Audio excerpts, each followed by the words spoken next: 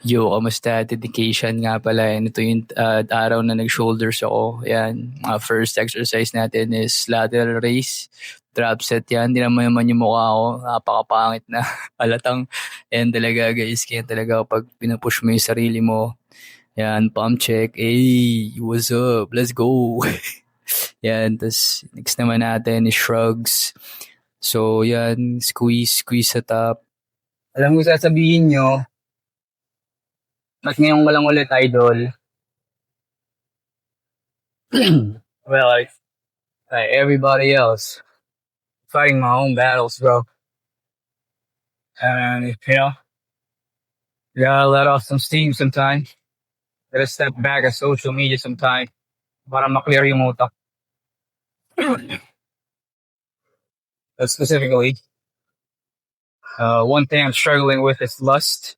Real talk. I know many men struggle with lust, but they don't open it up.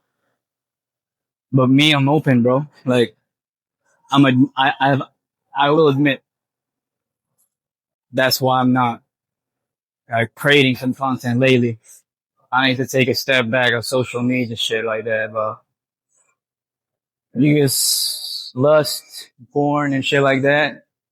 I've been struggling with that for like 15 years of my life. 15 years, bro. That's why I took a step back and say, hey, you gotta deal with this shit because this shit's gonna cause us our success. Real talk. I'm just being real, bro.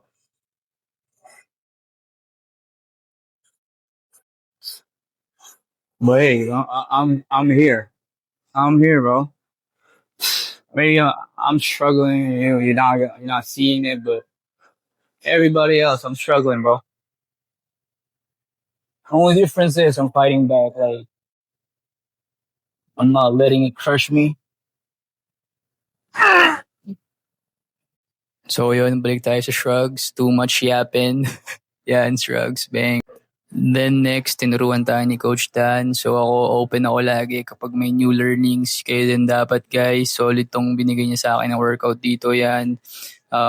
Una magaan, then mabibigat, then pabalik ulit, mabigat, tumagaan, lateral raise yung ginawa namin dyan. Solid yan. Be open to any, be a sponge, i-absorb nyo lahat.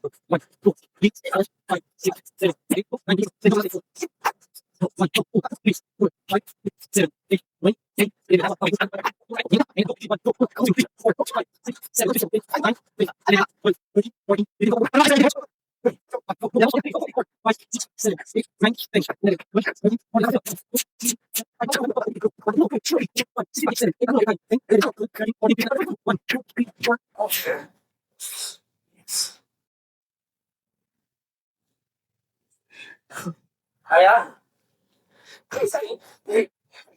Ayos mo ka po. Makakaayos mo ka po. Ang init po. Puta. Sarap to. Sarap. Hey, thumbs up. Sarap pero mamamatay na ako yung guys. So peke lang yun. Pero solid talaga yun. First time ko yun. Ito naman yung shrugs. May tinuro din sa akin. Inabsorb ko rin yan.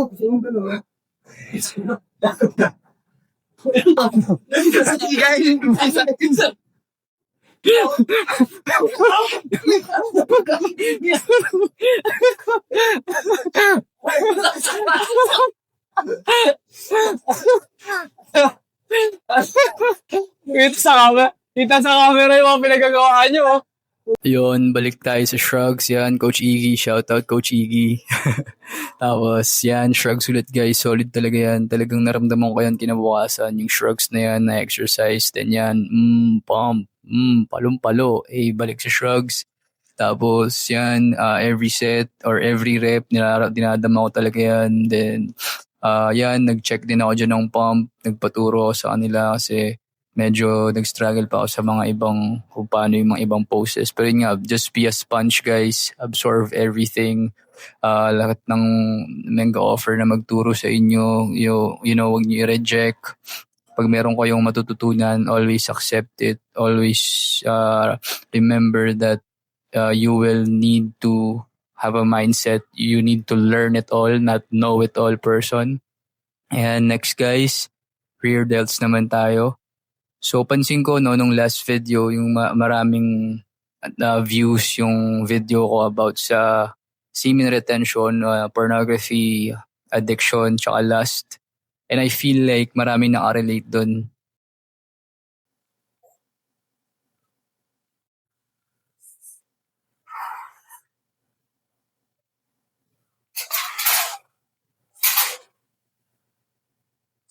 Linis pa pala ako mamaya.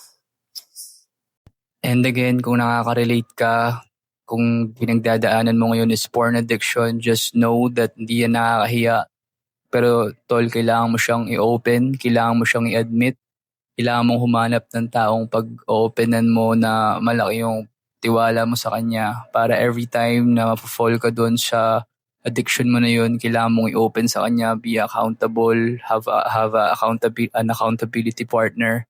Kung kaya, mag-install ka ng porn blocker kung di talaga kaya ng willpower. Kasi dumating ako sa point na yun and sobrang hirap na hindi na ako, kahit sarili ko, hindi ko na mapagtiwalaan kasi di na kaya ng willpower. So, nag-install ako ng porn blocker and then may pinag-openan ako ng mga tao. And then yun yung parang pinaka naging daan para ganito. And then nag-pray din ako, pray. Admit na hindi mo siya kaya mag-isa, tol. Tol, kayang-kaya mo yan, maniwala ka sa akin. Lahat dadaan dyan, huwag mong tatambayan, huwag ka magpasira dyan. Marami yung masamang epekto para maiwasan mo yan, tol. Yan sinasabi ko, mag-bot ka, tumakbo ka, lumabas ka sa bahay mo, huwag ka lang dyan sa lungga mo, kumausap ka ng mga totoong tao. Yun lang talaga, tol. Then every time na naiisip mo siya, fuck it bro, mag-push up ka, mag-burpees ka, mag-squat ka, anything na di-distract mo yung sarili mo, anything na pwede mong pagpuntahan ng energy na yun, gawin mo, tol. Everyday, tol, everyday. Subukan mo mag-improve. No excuses, kahit kano pa kapagod, kahit ano pang circumstances, isipin mo lagi, tol, na nakasalalay dito yung future mo. Nakasalalay dito yung magiging pamilya mo, yung asawa mo, future na anak mo. Every time na nagsaslack off ka, inaagaw siya sa'yo ng lalaking mas nagsisikap ngayon. At ikaw, yung buhay mo napupunta sa wala. Ganon siya kasakit, men. And dapat yun yung pinaka-eye-opener mo, tol, na dapat may idea ka na everything that you're experiencing right now, yung addiction na yan, binigay yan sa'yo ng kung sino man, binigay yan sa buhay mo kasi ayaw nilang maabot mo yung full potential mo. Again, tol, ulitin ko, nagkaka-experience ka ng addiction ngayon, either gambling, alcohol, porn, lust, chasing women, sex addiction, any addiction, nasa iyo ngayon yan kasi ayaw nilang maabot mo yung full potential mo. How fucked up is that, bro? So gumising ka, tol. Start with small things. Small habits will go along the way. You just need to start, bro. You just need to start. You just need to act now. Move, act, and realize that lahat ng to or lahat ng gagawin mo simula ngayon is mahirap na. Avoid mo yung mga instant gratification, delayed gratification yung gagawin mo. Everything, kailangan mong isik yung struggle. Any decisions, struggle. As a man, we need to struggle. Find something hard to do. Simula pa nung unang panahon, yan na yung talagang kailangan natin gawin. And hindi mo siya matatakasan. Kahit takasan mo man siya ngayon, tol, mag-keep up siya sa'yo sa future. Huwag ka matakot sa hard work, tol. Huwag mong iwasan yung hard work. Huwag mong iwasan yung struggle. Botek na yan, banggain mo, tol. Huwag ka matakot. I-challenge mo sarili mo. Everyday, mahirap man yan, masasanay ka. Everyday mo yung gawin, masasanay ka. And everyday mo din gawin yung mga pinaggagawa mo ngayon. Sinasanay mong maging bano yung sarili mo. Yun yung totoo, tol. Kaya every single day, choose to struggle, choose to grind, choose to improve. Shout out sa'yo, Coach Jay. Yan, tapos everything that you do, just know that lahat siya is pang matagalan, hindi siya instant. Every day na kailangan mo siyang i-stack up. And don't waste your time, bro. Marami nagsasabi sa akin, wala akong time, paano mo nagagawa yung mga ganyang bagay? Tol, iba yung walang time sa walang time management. Okay? Kung nakakapag-Facebook ka ng 1 oras, nakakapag-TikTok ka ng 1 oras, para sa sarili mo, yung gym 1 oras, dun mo yun ibuno. Huwag ka magpalusot. Stop those excuses that you do. Just do it, bro. Just do it. Improve every single day. Hey, pump check. Ayan, guys. So, tapos na yung workout ko niyan. Yun lang, gusto ko lang sabihin sa mga may pinagdadaanan dyan na lahat tayo may pinagdadaanan, pero kailangan natin to labanan, tol. Wala tayong choice. No one's gonna save you, my bro. I'm sorry. You need to hear that. No one's gonna save you. The only thing that you can do is save yourself and be the best version of yourself possible.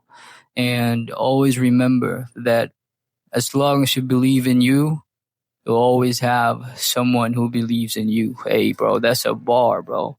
So, yun, every day, galingan nyo palagi, guys. Be dedicated always. Always have dedication. What's up? Let's go. Bounce.